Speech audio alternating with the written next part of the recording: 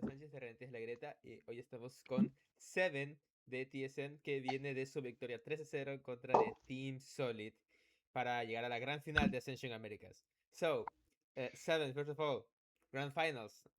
Yesterday you were denied a chance by MB, but now 3-0, easy. How you feel right now? I mean, I feel good. The only thing honestly that I'm thinking about like is just beating Envy again. Like, I hate losing to them, specifically them, because I feel like we're so evenly matched that like I feel like if we can beat them constantly, like we'll solidify ourselves as like the best team.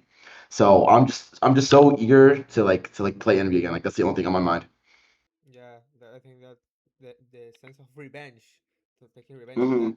because it was the last map was so close, and then the last 5 rounds was the thing that meant sent TSM to the lower final.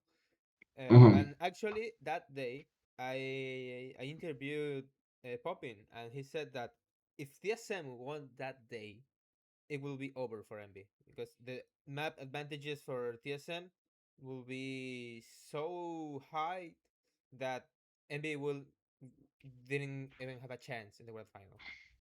But Hmm. now MB has the map advantage. They can ban the the best maps of TSM, but they cannot ban agents, man. That battle sage of yours, man. That you are the best player in Ascension right now. You are Yeah. with according to the stats, are the best player. So, Yeah. could you explain how did you use Sage that much during your aggressive playstyle? Honestly, I think I just have a very good understanding of like Sage as like an agent. It's one of the few agents in this game that like you can throw a piece of utility and it'll never get countered. It's not like a KO flash where you can throw a flash and someone can play anti-flash. It's not like a solo dart where someone can, get ready and shoot the dart. You know what I mean? It's not like a cipher trip where people can walk up and break it with a utility or other stuff. It's like if I throw a slowdown on a choke, like it's gonna be there. If I throw a wall up, it's gonna be there until they shoot it. You know what I mean? It's one of those agents where like I feel really in control of like my surroundings. I feel very in control of like the tempo that I can set for my like both on attack and defense. I think I'm very comfortable in the agent, and I think I'm like showing it off pretty well here in Ascension. Yeah, I have a question about how the team is training. Not only you with your aim, because I think I saw a clip of, I think it was Jimon of Timothy on Twitter, where he say, "Dude, this bro just beat Winter University plus 24, and he just hopped on also." I remember that. Yeah, yeah. Yeah. So, how do you practice your aim before matches? Well, I mean, typically before a match, just a lot of deathmatch. I think a lot of like range deathmatch. I'm a very big believer in that if you want to improve at aiming in a game, you should play that game more. You'll hear a lot of different things like, oh, use aim trainers or like expand your like aiming kind of like game so you can just get a better feel of your mouse. And those things do help, but I think for me as a professional player, it's just the most beneficial for me to just nonstop play death matches, nonstop, get in the range for 5, 10 minutes, hop on, play a couple of DMs. That's kind of just like the whole routine. That's what I've been doing for years, and it's just worked for me. Yeah.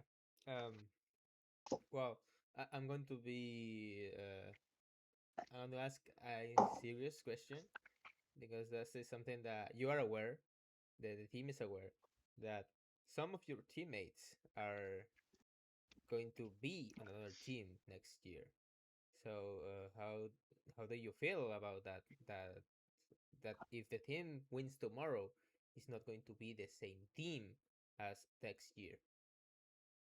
Well, I mean, I can't say anything, you know what I mean? I can't say anything, but I mean, I think we were all aware, at least like from the start, that like we have a very good team, 100%. We have very, very talented players, and like so maybe the idea of some of them getting poached and maybe not like, not knowing whether we're gonna have the same team coming in if we win this. I think for me, if that were to happen, like it kind of gives me less pressure.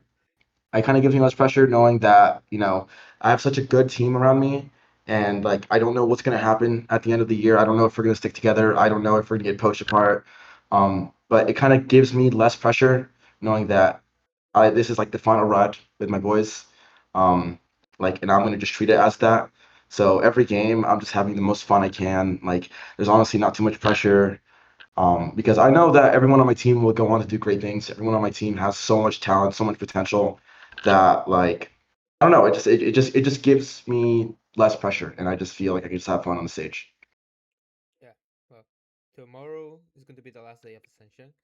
So before this journey on Brazil, what is the next? What is the best thing that you're going to remember from this tournament?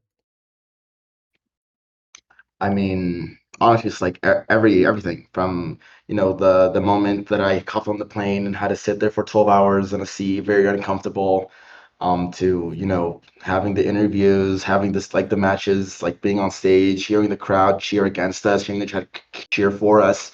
Like there's so much memorable moments that it's something that's gonna for sure like stick with me for like a very very long part of my life, and I'm very grateful to have this experience here in Brazil. Yeah. Well, before finishing this interview, any words do you have to say to your fans before playing that grand final? Yeah. Well, Um, just thank you. I have a lot of supportive friends. I have a very supportive family. I have a lot of fans, and like I'm so grateful for everything. I'll win a match, and then somebody that I look up to will like randomly message me and saying, "Hey, like like nice try," or "Hey, like you played a good game," and stuff like that. Small things, even like the crowd cheering for us. Small things like that, they mean a lot to me. So I'm very grateful for every supportive person that supports me. Supports TSM, supports my teammates. I think I have just so much love for like everybody here in Brazil, just online and in person. I have so much love to give to everybody, and I just can't be like thankful enough. Yeah. One of the things that people care about is that uh, you are Mexican. Well, a Mexican heritage or Mexican. Yeah, You were born in Mexico or you were raised by Mexican I was parents? so my mom is Mexican and my dad is Cuban, but I was actually born in Florida, in Miami, Florida, and then but I've been raised in California. Yeah, at least part Mexican, and Yeah, most of Latin America people are say, "Let's go with seven, man. Seven is yeah, Mexican representation yeah. in It's BCT." So Yeah, I'm just bringing in like a bunch of communities. Like they just all like okay, let's just cheer for this guy. I guess you know what I mean. yeah, No, I'm very grateful for everything. yeah. Do you have anything to say to these Latin American fans that are rooting for you to win the grand final? If you have something to say in Spanish for them. Bueno, mi español no está bueno, pero lo puedo hablar un poquito. Um, no, la gente de Latam es muy amable. Yo encanto lo que yo hago. Yo encanto todos los fans que vienen mis partidos, que me mandan mensajes, todo eso. Pues gracias mucho a la comunidad Latam por soportarme. Just thank you so much. Well, gracias, Seven. Yeah, Good luck in the grand final, man. I really hope to see you in BCT next year. thank you so much. Thank you. Gracias, Seven.